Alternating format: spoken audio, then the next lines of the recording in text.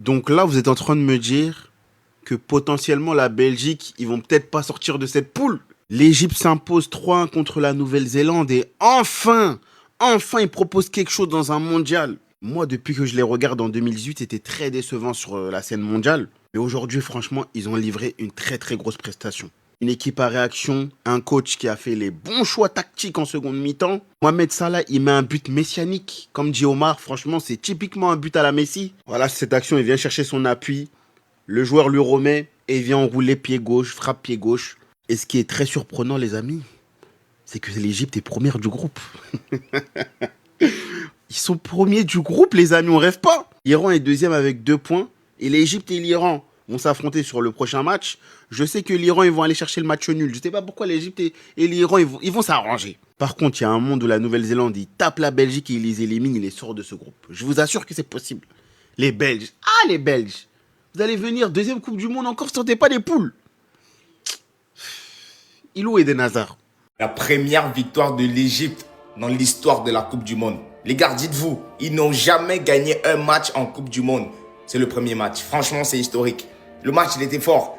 1-0, il faut une remontada, il met 3 buts. C'est fort. C'est très, très fort. Et dites-vous, là, l'Égypte est premier de son groupe. Qui l'aurait cru? Qui l'aurait cru? C'est une dinguerie.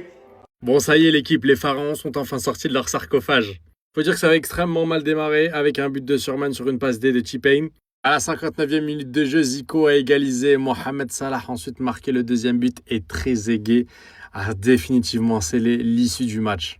J'aimerais revenir sur sa deuxième mi-temps parce que ce qu'il a proposé, j'avais l'impression de revoir Salah Prime à Liverpool. J'avais l'impression de voir un Salah qui avait ses jambes d'il y a 10 ans. Il était en forme, son pied gauche il était affûté, sur le but il régale. Il était vraiment en mode grinta, il avait envie de montrer qu'il était toujours dans le coup, que c'était pas le capitaine pour rien.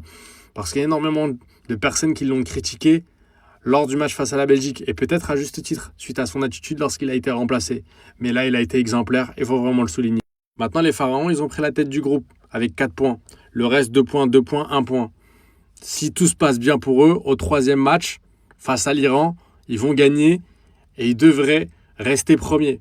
Donc c'est une très très belle opération pour eux, c'est de bon augure pour la suite et franchement c'est mérité parce qu'au vu des autres équipes, que ce soit la Belgique, la Nouvelle-Zélande ou l'Iran, pour moi l'équipe la plus sexy sur le papier c'est celle de l'Égypte, avec les Marmouches, avec les Zico, avec les Trezeguet, les Mohamed Salah, c'est du très très très solide. Une chose est sûre, fini, je sais pas c'est qui, mais c'est pas Salah. Face à la Nouvelle-Zélande, l'Égypte obtient sa première victoire de son histoire en Coupe du Monde, mais aussi la première équipe africaine à avoir inscrit autant de buts depuis le début du mondial. Vous l'avez compris que ce monsieur n'y est pas pour rien. Après le premier but de son coéquipier Zico, Salah prend les choses en main tel qu'on l'a toujours vu à Liverpool. Vient chercher son vis-à-vis dans la surface, et ayant vu son coéquipier, il va jouer en 2 touches, qui va directement lui remettre dans les pieds et terminer ça de la plus belle des manières. En plus de remettre devant son équipe 2-1, celui-ci vient par derrière délivrer cette passe D à Trezeguet, qui va lui permettre de faire le break et définitivement faire gagner l'Égypte. Étant les premiers de leur groupe G, un groupe constitué, je vous rappelle, de la Nouvelle-Zélande, de la Belgique et de l'Iran. Avec 4 points, l'Égypte est aux portes des 16e de finale. Hormis le fait que l'Afrique continue à s'illustrer, la continuité du Cap-Vert qui obtient le match nul 2-2 contre l'Uruguay